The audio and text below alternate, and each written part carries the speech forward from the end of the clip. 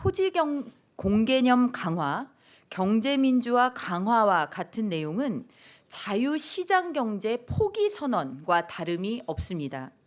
이 정권의 방향이 대한민국의 정체성인 자유민주주의와 시장경제가 아니라 사회주의에 맞춰져 있음을 재확인시켜주는 충격적인 내용이 아닐 수 없습니다. 네, 토지 공개념은 사회주의 제도인가? 오늘 팩트체크 주제입니다. 이건 토지 공개념을 다룬 오늘자 언론 보도 내용들입니다. 토지 공개념 제도가 있는 나라는 잠비아뿐이다.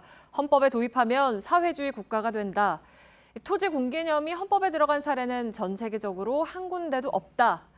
온라인 공간에서도 이런 글들이 많습니다. 오대영 기자, 청와대가 헌법에서 어떤 부분을 바꾼다고 한 거죠? 현행 헌법은 토지 공개념을 두 개 조항으로 나눠서 설명을 하고 있습니다. 네. 먼저 23조 3항인데요. 공공 필요에 의한 재산권의 수용, 사용 또는 제한 및 그에 대한 보상은 법률로서 한다고 되어 있습니다.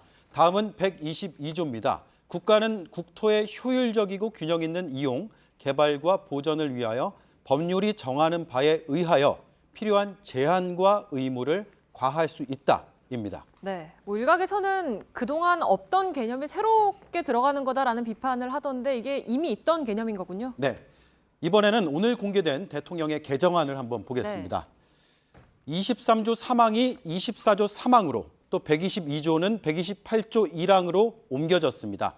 내용은 거의 같습니다. 그런데 128조 2항이 새로 생겼습니다. 국가는 토지의 공공성과 합리적 사용을 위하여 필요한 경우에 한하여 특별한 제한을 하거나 의무를 부과할 수 있다라는 내용입니다. 네, 그러니까 토지 공개념 조항이 2개에서 3개로 늘었다는 건데 근데 이거를 사회주의 제도라고 볼 수가 있습니까? 물론 사회주의 국가들도 쓰고 있긴 합니다. 하지만 시장 경제를 택한 나라들도 오래전부터 도입을 했습니다.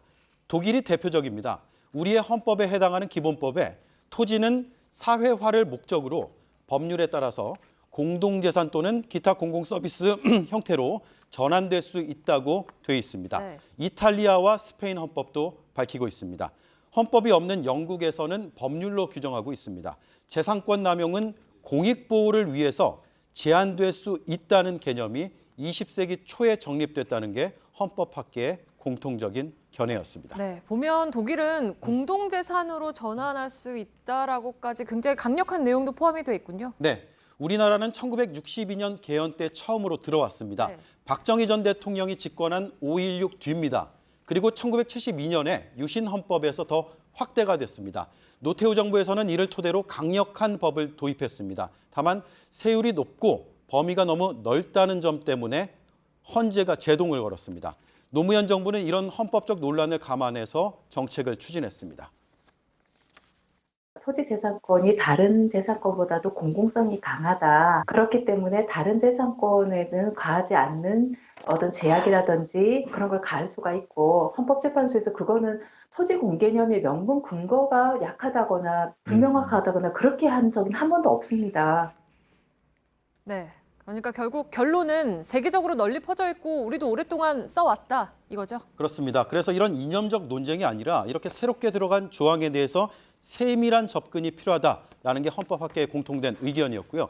예를 들어서 신설된 조항에 법률로서 한다 이런 문구가 빠져 있습니다. 이럴 경우에는 극단적으로는 국회 동의 없이 정책이 만들어질 수도 있습니다. 네. 앞으로 무엇이 달라지는지 사유재산 제한 정도가 얼마나 강해질 것인지 사회적인 합의가 필요합니다. 하지만 정치권은 현재 사회주의냐 아니냐 이념 공방에 치우쳐 있습니다. 네, 팩트체크 오대영 기자였습니다.